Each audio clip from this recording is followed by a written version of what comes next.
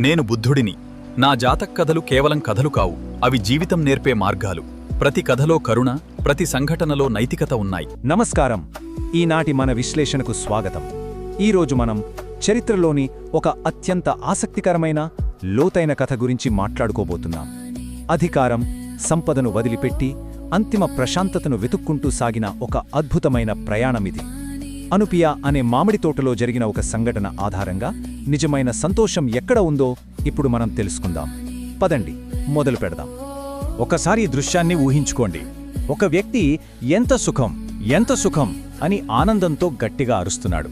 ఎవరా వ్యక్తి అనుకుంటున్నారా? ఎక్కడో అడవిలో ఏమీ లేనివాడు అన్న మాట కాదిది. అంతులేని సంపదను, తిరుగులేని రాజ్యాధికారాన్ని వదిలిపెట్టి వచ్చిన ఒకప్పటి మహారాజు అన్నమాట. మరి అంతటి వైభవాన్ని వదులుకున్న వ్యక్తికి అసలు అంత సంతోషం ఎక్కడి నుండి వచ్చింది? అవును, ఖచ్చితంగా ఇదే ప్రశ్న మనకు వస్తోంది. తన రాజ్యాన్ని మొత్తం వదులుకున్న ఒక వ్యక్తి ప్రపంచంలోనే అత్యంత సంతోషకరమైన వ్యక్తిగా ఎలా మారగలిగాడు?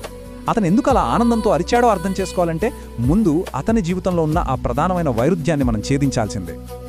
మొదటగా అసలు రాజ్యాధికారం నుండి సన్యాసం వైపు అతడి ప్రయాణం ఎలా మొదలైందో చూద్దాం.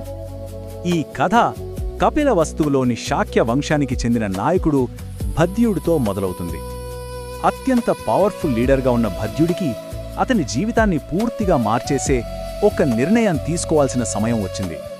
దానికి కారణం అతని ప్రాణ స్నేహితుడు అనిరుద్ధుడు.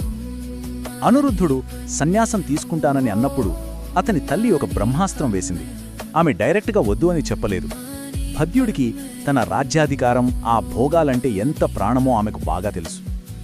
అందుకే భద్యుడు కూడా నీతో పాటే సన్యాసం స్వీకరిస్తేనే నేను ఒప్పుకుంటాను అని ఒక అదిరిపోయే ట్విస్ట్ ఇచ్చింది. దీని తరువాత ఏం జరిగిందంటే అదే ఈ 7 రోజుల గడువు ఘట్టం. ఆ ఊహించని షరతు వల్ల ఆ ఇద్దరు ప్రాణ స్నేహితుల మధ్య పెద్ద చర్చే జరిగింది. ఆసక్తికరమైన విషయం ఏమిటంటే మొదట ఏకంగా 7 సంవత్సరాల టైం అడిగాడు భద్యుడు. కాని అనిరుద్ధుడు వదల్లేదు. పదే పదే ఒప్పిస్తూనే ఉన్నాడు. దాంతో ఆ 7 ఏళ్ల గడువు కాస్త 7 నెలలకి, ఆ తర్వాత 7 వారాలకి, చివరికి కేవలం 7 రోజులకి పడిపోయింది. చూశారా, అతనిలో ఉన్న రాజసం, ఆ అనుబంధం ఆ 7 రోజుల్లోనే ఎలా కరిగిపోయాయో. సరే, ఇక ఈ కథలో అత్యంత కీలకమైన ఘట్టానికి వద్దాం. అదే గర్వానికి విరుగుడు. ఇక్కడే ఉపాలి పాత్ర ఎంటర్ అవుతుంది. భద్యుడు, అనిరుద్ధుడు, వాళ్లతో పాటు మరికొందరు శాక్య యువరాజులు ఆస్థానమంగలి అయిన ఉపాలితో కలిసి బయలుదేరారు. వాళ్ళు రాజ్యాన్ని దాటిన తర్వాత తమ నగలన్నీ తీసి ఉపాలికిచ్చేసి వెనక్కి వెళ్ళిపోమన్నారు. కాని ఇక్కడే ఉపాలికి ఒక జ్ఞానోదయమనింది. ఇంతటి మహారాజులే ఆస్తుల్ని వదిలేస్తుంటే నాకెందుకు ఈ నగలు అనుకున్నాడు. అంతేకాదు, ఆ నగల వల్లే తనకు ప్రాణహాని ఉందని భయపడి వాటిని ఒక చెట్టుకు వేలాడదీసి తాను ఆ రాజుల వెనకే నడిచాడు. ఆ తర్వాత వాళ్ళు బుద్ధుడి దగ్గరికి వెళ్ళాక ఏమడిగారో తెలుసా? ముందుగా మా సేవకుడైన ఉపాలికి దీక్ష ఇవ్వండి అని. ఎందుకంటే అలా చేస్తే అతను వీలికంటే సీనియర్ అవుతాడు. అప్పుడు రాజకుటుంబంలో పుట్టామనే శాక్యుల గర్వం పూర్తిగా నశించి ఒక సేవకుడికి వీళ్ళు నమస్కరించాల్సి వస్తుంది. తమలోని అహంకారాన్ని చంపేసుకోవడానికి వాళ్ళు చేసిన ఈ పని నిజంగా వారి వినయానికి పరాకాష్ట అని చెప్పొచ్చు. మరి ఆ వినయమే వారిని భయం లేని ఆనందం వైపు ఎలా నడిపించిందో ఇప్పుడు చూద్దాం. వాళ్లందరూ కలిసి తీసుకున్న ఆ నిర్ణయం అద్భుతమైన ఆధ్యాత్మిక ఫలితాలను ఇచ్చింది. ఈ పట్టికను గమనిస్తే భద్యుడు అందరికంటే ముందుగా అర్హత్వాన్ని సాధించాడు. అనిరుద్ధుడు, ఆనందుడు, ఉపాలి ఇలా అందరూ ఆధ్యాత్మికంగా ఉన్నత స్థితులను చేరుకున్నారు. కాని దేవదత్తుడు మాత్రం ఏమీ సాధించలేకపోయాడు. ఏది ఏమైనా ఈ బృందంలో భద్యుడిదే అగ్రస్థానం. అసలు ఇంతకీ ఈ అర్హత్వం అంటే ఏంటి అనుకుంటున్నారా? సింపుల్గా చెప్పాలంటే మనల్ని కట్టిపడేసే కోరికలు, భయాలు, టెన్షన్ల నుంచి 100% ఫ్రీ అయిపోవడం. మనసుకి ఎలాంటి అడ్డంకులు లేని ఒక అబ్సల్యూట్ పీస్ అన్నమాట. బుద్ధుడు సరిగ్గా ఆ స్థితినే చేరుకున్నాడు. ఒక్కసారి ఈ రెండింటి మధ్య ఉన్న తేడాని చూడండి. నిన్నటి దాకా రాజు, పగలు టెన్షన్, చుట్టూ కాపలా ఉన్నా రాత్రిపూట ఎవరొచ్చి చంపుతారో అని ప్రాణభయం. కాని ఇప్పుడు ఒక అర్హంత్. ఎలాంటి భయమూ లేదు, ఏ కోరిక లేదు, కేవలం ఒక తేలికైన ప్రశాంతమైన మనస్సు. అందుకే భద్యుడు అంతలా ఆనందపడిపోతూ అరిచాడు. మరి ఈ ఆనందం వెనక ఉన్న అసలు రహస్యం గురించి గతం నుండి ఒక పాఠం తెలుసుకున్నాం. భద్యుడు ఎప్పుడూ ఇలా అరవడం చూసి మిగతా సన్యాసులు ఆశ్చర్యపోయి బుద్ధుడికి చెప్పారు. అప్పుడు బుద్ధుడు ఒక ఫ్లాష్ బ్యాక్ స్టోరీ చెప్పారు.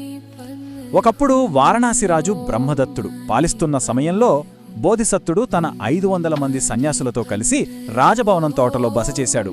అప్పుడు అక్కడికొచ్చిన ఒక శిష్యుడు ఇలాగే ఎంత సుఖం ఎంత సుఖం అని అరిచాడు. అది చూసిన రాజు, ఓహో, నా ప్యాలెస్ ఫెసిలిటీస్ చూసి ఈయన భలే మురిసిపోతున్నాడు అని పొరబడ్డాడు. కాని అప్పుడు బోధిసత్వుడు ఆ రాజుతో ఏమన్నాడో తెలుసా? రాజా, ఇతను సాధారణ సన్యాసి కాదు, గతంలో మీలాగే ఒక పెద్ద రాజు. ప్యాలెస్ గోడల మధ్య కత్తుల కాపలాలో దొరకని ప్రశాంతత ఇప్పుడు ఏ కోరికలు లేని ఈ సన్యాస జీవితంలో దొరికింది అని చెప్పాడు. అంటే నిజమైన భద్రత అనేది రాతిగోడల మధ్య ఉండదు, కండీషన్స్ లేని మనసులో ఉంటుంది. అసలు ట్విస్ట్ ఏంటంటే ఆనాటి కథలో గురువు సాక్షాత్తు బుద్ధుడే. మరి ఆ శిష్యుడెవరో కాదు, మనమిప్పుడు మాట్లాడుకుంటున్న భద్యుడే. చూసారా, భద్యుడికి ఈ భయం లేని ప్రశాంతత దక్కడం వెనుక అతని గత జన్మల పరిజ్ఞానం ఎలా కొనసాగిందో. ఇక మన విశ్లేషణ ముగింపుకు వస్తే, ఇదంతా చూశాక మనం ఒక ప్రశ్న వేసుకోవాలి. మనం కూడా డబ్బు, వస్తువులు, పరువు అంటూ టెన్షన్లతో నిండిన సామ్రాజ్యాలను నిర్మించుకుంటూ భయంతో బతుకుతున్నామా, లేక ఏ భారమూ లేని నిర్భయమైన అంతర్గత ప్రశాంతతను వెతుకుతున్నామా? ఆలోచించండి. ఈ భద్యుడి కథ మనందరికీ ఒక కనువిప్పు లాంటిది. ఈ విశ్లేషణ మీకు సరికొత్త ఆలోచనలిచ్చిందని ఆశిస్తున్నాను. ఉంటాను. సువాసన అదరహో. వెల్దీ ఇంగువతో వంటలన్నీ రుచిగా. వావ్, చాలా బావుంది. నా వంటల రహస్యం వెల్దీ ఇంగువ. అద్భుతమైన రుచి.